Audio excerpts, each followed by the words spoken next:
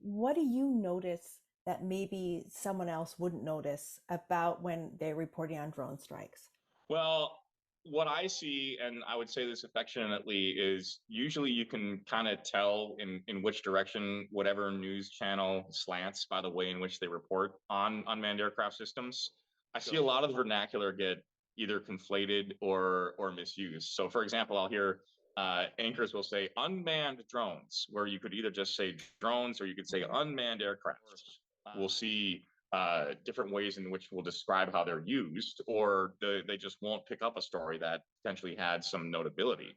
And but one thing that is, I think, good is that we're starting to see more and more in the commercial sector reporting on drones in general and showing that drones are also a force for good, in addition to being not just a force multiplier for militaries, but a force unto themselves.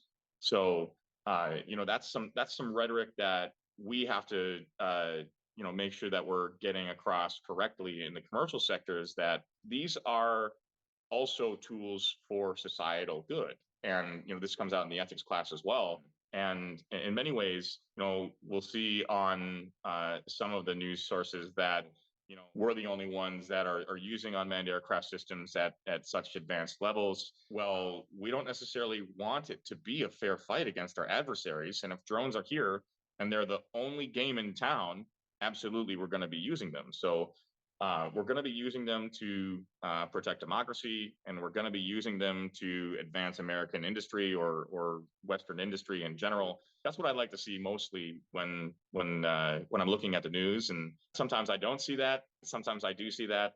In general, we're seeing more, and we're starting to see people who report on unmanned aircraft systems to get a little bit more savvy in the language that they use.